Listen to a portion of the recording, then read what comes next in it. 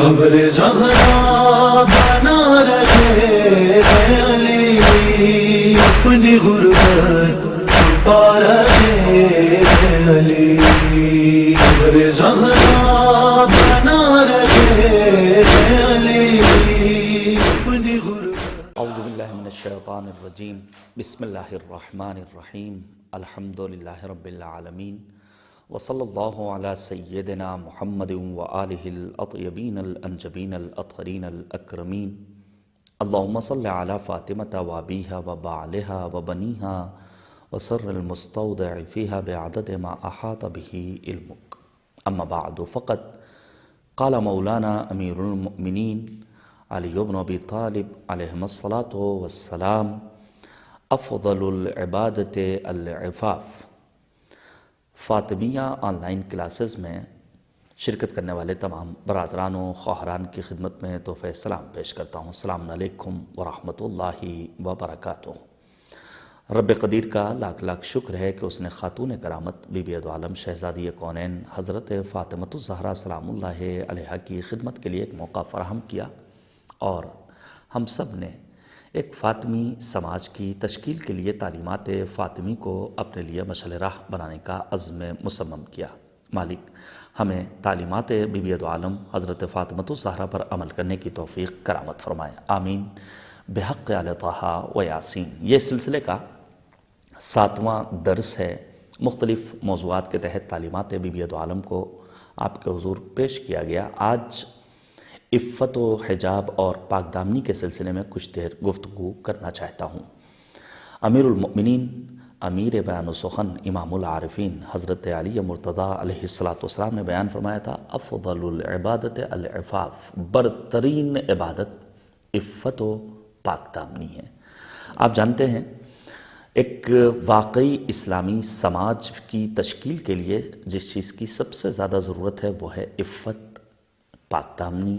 عفت یعنی تحفظ نفس کا وسیلہ، عفت یعنی اسلام کے مثالی سماج کی بنیاد، عفت یعنی ایک اسلامی شعار، عفت یعنی کریم مالک کی جانب سے بندگان خدا پر واجب اور فرض قرار پانے والا ایک ایسا امر جس کے ذریعے واقعی انسانی معاشرہ معرض وجود میں ہوتا ہے، اور یہ ایک ایسا واجب امر ہے کہ جس میں امیر غریب مرد و زن سب برابر کے شریک ہیں، عرب ہو عجم ہو، ہر کسی پر لازم ہے کہ وہ باحیا ہو، باعفت ہو، پاکیزگی کردار کا حامل ہو، اپنے آپ کو باحجاب رکھنے والا ہو۔ میں چند باتیں بیان کروں۔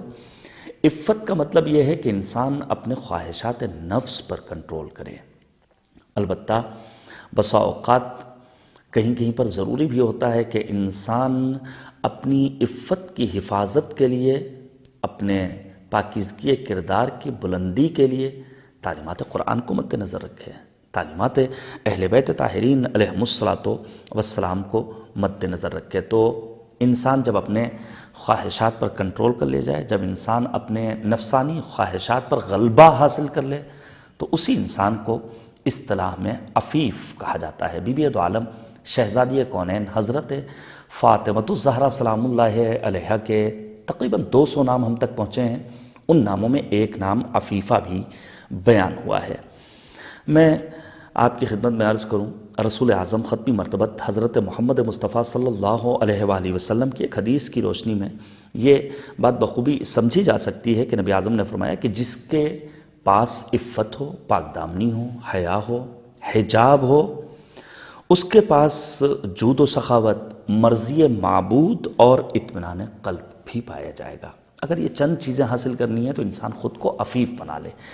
کن مقامات پر ہمیں اپنے آپ کو عفیف بنانا ہے؟ عفت کی چند قسمیں ہیں۔ جنسی عفت، دوسری عفت جس کا تذکرہ پایا جاتا ہے شہزادی کونین کی زندگی میں، قرآن مجید کے آیات مبارکہ میں، تعلیمات اہل بیت طاہرین میں، وہ ہے مالی عفت، اور تیسری عفت شکم کی عفت، چوتھی عفت جو بہت زیادہ اہمیت کی حامل ہے وہ ہے گفتار کی عفت۔ ظاہر ہے موضوع کی اہمیت کے پیش نظر ارادہ یہ ہے کہ 2 درس میں، یعنی درس نمبر 7 اور درس نمبر 8 میں اسی موضوع پر گفتگو کریں گے تاکہ کسی حد تک ہم سمجھ سکیں کہ ہم کیسے اپنے آپ کو عفیف بنا سکتے ہیں اور باعفت بنا سکتے ہیں۔ دیکھیے جنسی عفت کا مطلب یہ ہے کہ انسان اپنے جنسی خواہشات کو جائز طریقے سے کنٹرول کرے۔ قرآن نے بھی اعلان کیا وَلْيَسْتَعْفِفِ الَّذِينَ لَا يَجِدُونَ نِكَاحًا۔ مالی عفت بھی بہت زیادہ اہمیت کے حامل ہے۔ انسان ایک مالدار معاشرہ دیکھنا چاہتا ہے۔ اسلام یہ چاہتا ہے کہ اس کا پیروکار، اسلام کا فالوور غریب نہ ہو، اسی لیے کہا کاد الفقر ان یکون کفرا، اور پھر معصوم کی حدیث العفاف زینت الفقر۔ فقر و تنگدستی کے موقع پر انسان اپنے آپ کو مالی اعتبار سے عفیف بنائے، یہ ہے اہم مرحلہ، یہ ہے کمال کردار، یہ ہے بلندی درجات۔ اور پھر گفتار کی عفت کا عالم تو یہ ہے، میں انشاءاللہ آئندہ درس میں تفصیل سے گفتگو کروں گا اس موضوع پر۔ قرآن نے کہا قولوا للناس حسنا، لوگوں سے اچھے انداز سے گفتگو کرو۔ اور شکم کی عفت، اس کے لیے معصوم نے فرمایا احب العفاف الی اللہ تعالی عفاف الباطن والفرج۔ بہترین عفت یہ ہے کہ انسان اپنے شکم کو عفیف بنائے اور اپنی شرمگاہ کو عفیف بنائے۔ اس کا طریقہ یہی ہے کہ انسان جائز طریقوں سے لذتوں کو حاصل کرے۔ آج کے دور میں بسا اوقات زن و مرد کے درمیان یکسانیت کا نعرہ لگانے والے کھوکھلے نعرے لگاتے ہیں اور پھر حقوق نسواں کی باتیں کرتے ہیں۔ میں نے اس کے پہلے بھی بیان کیا اور بار بار یہ باتیں بیان کی جانی چاہیے۔ بعض جگہوں پر حجاب کی مخالفت میں آوازیں اٹھتی ہیں اور پھر بعض خواتین یہ سمجھتی ہیں کہ ہمارے ساتھ اسلام ظلم کر رہا ہے۔ نہیں، ایسا ہرگز نہیں ہے، بلکہ اسلام آپ کو آپ کا وقار دے رہا ہے۔ وہ کھویا ہوا وقار ایک خاتون کا اسی وقت حاصل ہو سکتا ہے جب وہ اپنے آپ کو عفیف بنا لے۔ آج یکسانیت کے کھوکھلے نعرے، آج فیمنزم کے علمبردار جو بہروپیوں کی شکل میں جگہ جگہ دکھائی دیتے ہیں اور چلتے پھرتے ہوئے نظر آتے ہیں، حقیقت میں یہ وہ افراد ہیں جنہوں نے عورتوں کی حدوں کو شوکیسوں کی زینت تک محدود رکھا ہے۔ اسی لیے کہا گیا کہ ایک وبا ہے نئی تہذیب کے یہ ٹھیکیدار، کھائے جاتا ہے جنہیں حرص و ہوس کا آزار، روح مفلوج ہے اور ذہن ہے ان کے بیمار، آہ بیچاروں کے اعصاب پہ عورت ہے سوار۔ یہی صدیوں کی رفاقت کا صلہ دیتے ہیں، اپنے شوکیسوں میں اس کو بھی سجا دیتے ہیں۔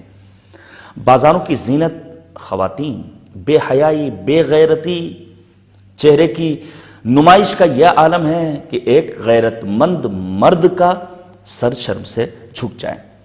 پروردگار عالم کے حقوق میں سے ایک حق یہ ہے کہ انسان اپنے آپ کو عفیف بنائے۔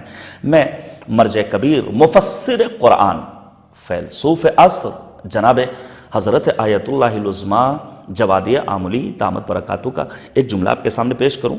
انہوں نے یہ بات بیان کی ہے کہ حجاب اور عفت و پاک دامنی خود خواتین کی ذاتی شے نہیں جو ان سے مربوط ہو اور وہ اس سے کنارہ کشی کر کے یہ کہیں کہ یہ ہمارا حق تھا، ہم رعایت کریں نہ کریں، کسی کو اس میں دخل اندازی کا حق نہیں۔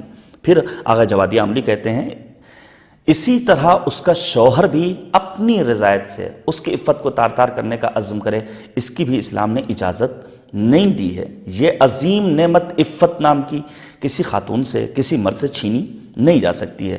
پھر آغا فرماتے ہیں کہ یہ عفت ایک الہی امر ہے جس کی خلاف ورزی کے نتیجے میں انسان سزا کا مستحق ہوتا ہے۔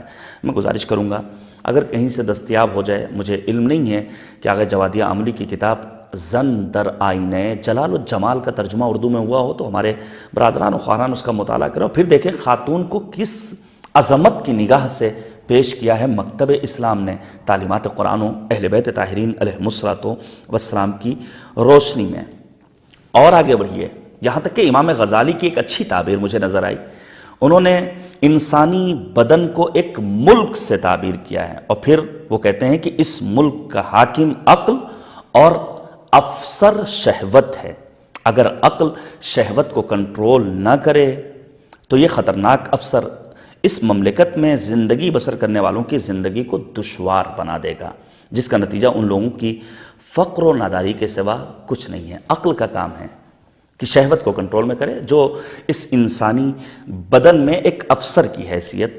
آپ پڑھیے تاریخ اسلام، غزوہ بنی قینقاع کیوں وجود میں آیا؟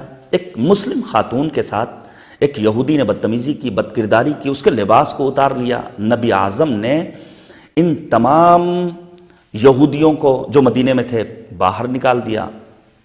نتیجے میں غزوہ بنی قینقاع پیش آیا. کس لیے؟ تاکہ ایک خاتون کی عفت کی حفاظت کی جا سکے.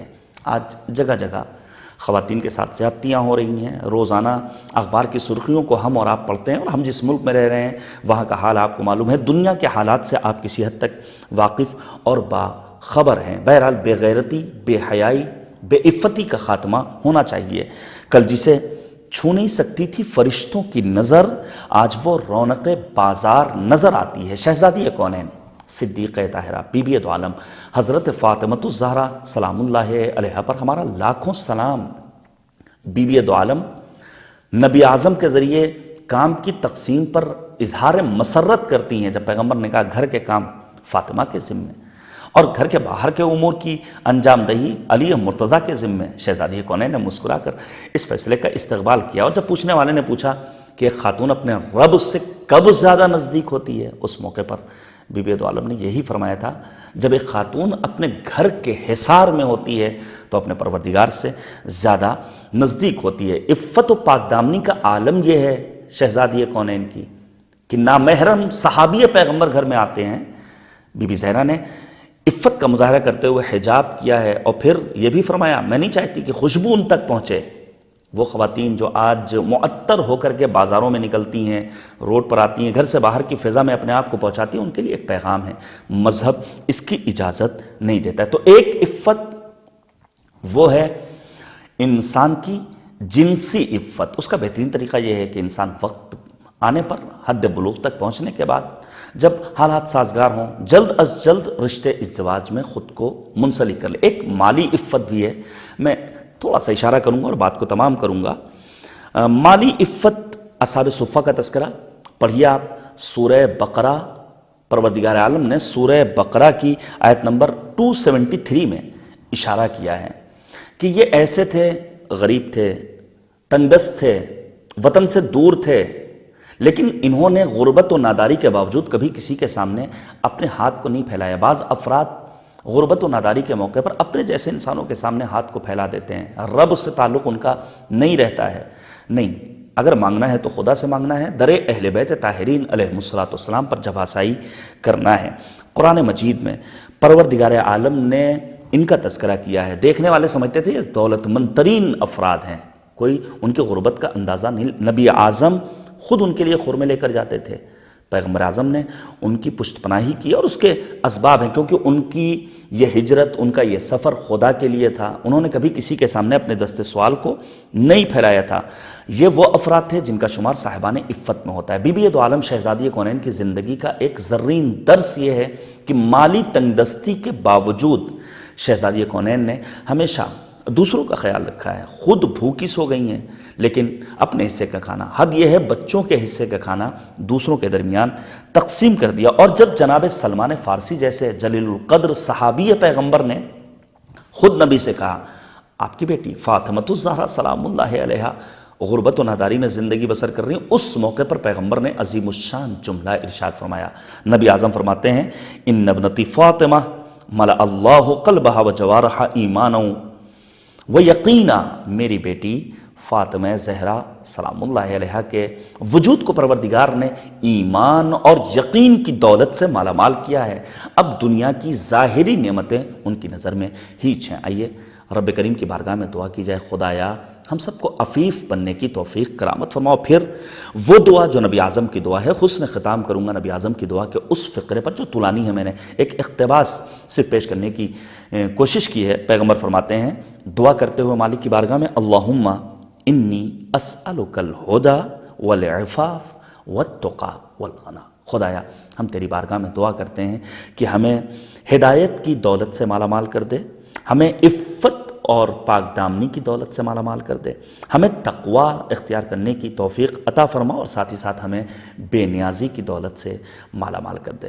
میں یہیں پر آپ سے خداحافظی کروں گا، لیکن چونکہ موضوع بھی اہم ہے، ان موضوعات پر معمولاً گفتگو نہیں ہوتی ہے. موضوع کی اہمیت کو مد نظر رکھتے ہوئے باقی بچی ہوئی دو عفتیں، وہ ہے پیٹ کی عفت اور زبان کی عفت آئندہ درس میں انشاءاللہ آپ کے حضور پیش کرنے کی سعادت حاصل کریں گے۔ اپنے سوالات آپ اسی طرح بھیجتے رہیں، ہم انشاءاللہ آپ کی خدمت میں ان سوالات کے جوابات بھی ارسال کریں گے۔ آپ کے فیڈ بیک کا بھی ہمیں انتظار رہے گا۔ خدا